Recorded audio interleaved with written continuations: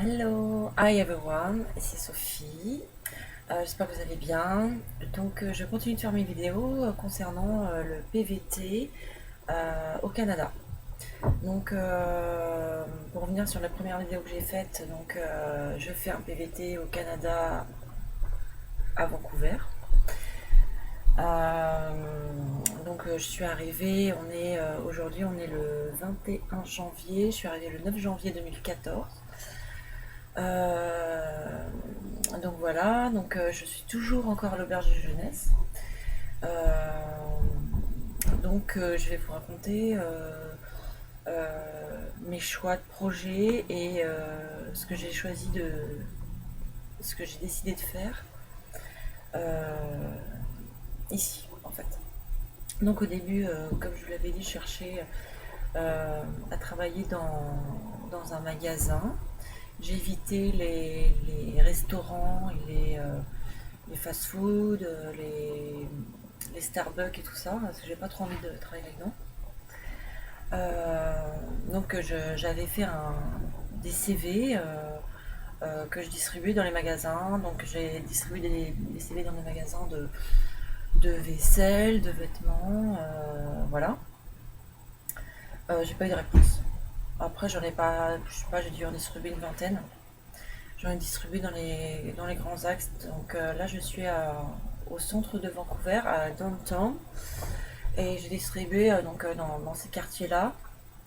Euh, donc voilà, et après j'ai rencontré des gens, des Français avec qui je me suis bien amusée. Il y avait eu une soirée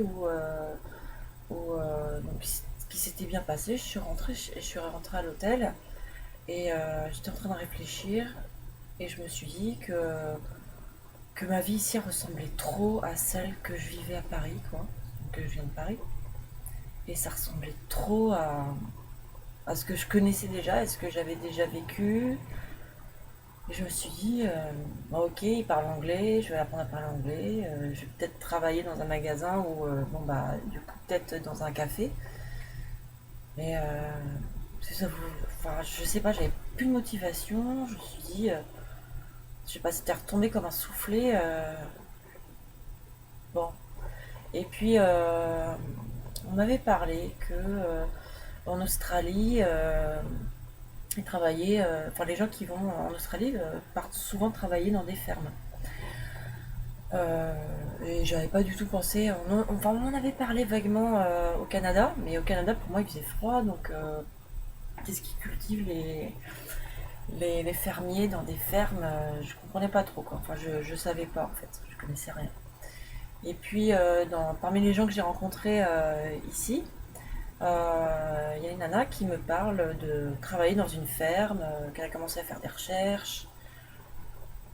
Et puis je commence à regarder aussi sur internet. Et, euh, et je vois qu'on peut travailler avec des chevaux, avec des poules. À mon avis, on fait pas le cow-boy, quoi. C'est pas. C'est, à mon avis, c'est beaucoup de clean, de nettoyage à faire, de rangement, de petits travaux à faire. Et je me suis dit pourquoi pas, ça peut être un. Vu que je suis là pour vivre une expérience nouvelle et quelque chose de vraiment de nouveau. Je me suis inscrite sur le site HelpX, H-E-P, non, Helpx. Ça m'a coûté 20 euros. Et en fait, ce site permet d'être en connexion avec tous les fermiers du coin ou du coin où on va aller. Au Canada, il me semble qu'il y a aussi d'autres pays, mais il me semble qu'il y a d'autres pays aussi. Ouais. Il y a les États-Unis, il va y avoir d'autres pays. En fait, moi, je suis surtout concentrée sur le Canada. Et, euh, et j'ai commencé donc à envoyer ma candidature, faire un profil, à envoyer ma candidature. Et j'ai eu pas mal de réponses négatives. Et j'ai eu une réponse positive. Après, Après 2 jours de recherche sur le site, j'ai eu une réponse positive. J'ai trouvé donc une ferme, donc c'est avec une femme qui a l'air de vivre seule. Elle a des chevaux, des poules. Je sais pas trop ce que je vais faire. À mon avis, il y a des travaux, il y a des petits travaux à faire. Parce que ça n'a pas été écrit, ça n'a pas été vraiment détaillé dans sa description des tâches. Je sais que je vais dormir peut-être dans la même chambre qu'elle. Bon. Bon, ça, je vous raconterai quand je le vivrai. Et donc voilà, donc ça je l'ai appris hier soir et quand je l'ai appris, j'étais hyper contente. Donc j'étais vraiment hyper contente et enfin voilà quoi, c'est vivre quelque chose d'autre, quelque chose de nouveau, quelque chose que j'ai jamais vécu, que j'ai jamais, oui, que j'ai jamais vécu. J'ai jamais travaillé, je suis assez citadine, même si au fond de moi, j'aime pas trop la ville en fait. J'aime bien tous ces côtés pratiques, les magasins, les transports, boire un coup, tout ça, mais je sais pas, j'ai envie d'autre chose et je suis là pour vivre quelque chose de nouveau, donc je crois que je fais les bons choix. Et puis j'avais commencé aussi à rechercher un logement, donc avant de faire la recherche pour travailler dans une ferme. Et donc j'avais commencé à... Je me suis dit, en fait à l'auberge de jeunesse, j'avais rencontré quelqu'un qui au bout de 2 jours avait déjà trouvé un logement. Je me suis dit, peut-être que je m'active, ça fait déjà un petit moment que je suis dans l'auberge de jeunesse. Euh, Lui, il trouve en 2 jours, bon, j'avais pas cherché. Donc je cherche, je commence à... Donc en fait, moi je voulais pas trop chercher parce que je voulais d'abord trouver le travail et après trouver le logement pour éviter que le logement soit trop loin du travail. Ce que je savais pas, c'est que les logements à Vancouver, en fait, on peut prendre un logement en s'arrangeant avec le propriétaire d'1 mois, de 2 mois, de 3 mois. Donc d'une durée assez courte. Et ça, je ne savais pas. Donc si j'avais su, j'aurais trouvé un logement tout de suite pour éviter de vivre dans une auberge de jeunesse et puis de payer moins cher parce que ça coûte quand même beaucoup plus cher. Ça coûte 300 $ de plus sur un mois. Ça coûte 300 $ de plus par rapport à un logement avec une chambre dans une maison. Donc j'avais commencé à chercher. J'avais fait une visite. Mais vraiment, j'ai mal cherché, hein. J'ai trouvé une annonce dans le downtown, vraiment dans le centre, dans un quartier résidentiel, tout ça. Nan, nan. Et donc je vais visiter et donc c'était un appartement à partager à deux avec les- la salle de bain à partager à deux. Donc j'arrive et en fait c'était même pas un 30 mètres carrés et donc le mec vivait là depuis 5 ans donc il devait sans doute être propriétaire et bon, peut-être pas, j'en sais rien. Bon bref, lui il dormait dans le salon et moi je dormais dans la chambre et c'était très très intime, enfin en ouvrant la porte j'étais chez lui, j'étais vraiment dans son intimité et non, j'avais pas trop envie de vivre là-dedans quoi.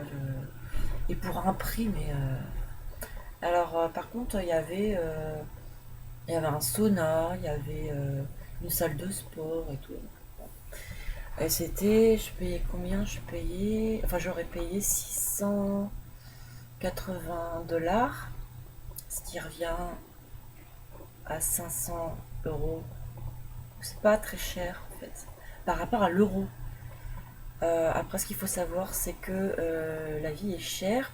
Parce que quand on arrive, quand on est touriste, ça va, c'est cool, parce qu'on est l'euro, on convertit. Mais après, quand on a un salaire, tout est cher.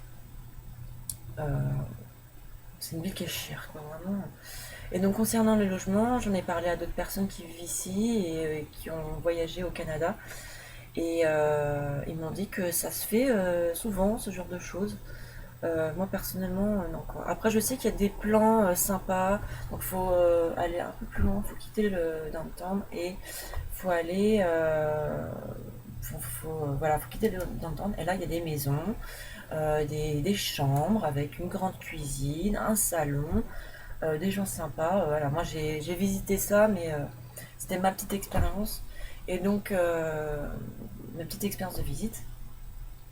Et donc, après avoir visité ça, après, le travail, je sais pas, je tournais en rond, puis j'avais je suis trop restée, j'ai trop fait le tour dans le downtown et je sais pas, la société de consommation, tout ça, ça me sort par les trous de nez, les H&M et tout ça, j'en peux plus quoi.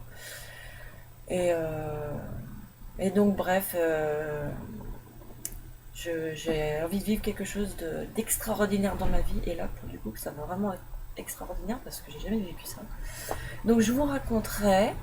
Donc là, c'est vraiment un virage, un gros virage dans mes choix, dans mon voyage. Euh, donc je vais quitter la ville, la grosse ville avec les gros buildings, pour aller à la campagne de Vancouver. Je vais aller sur Vancouver Island. Euh, et, et voilà. Donc je vous dirais, c'est à Parkville. Parkville.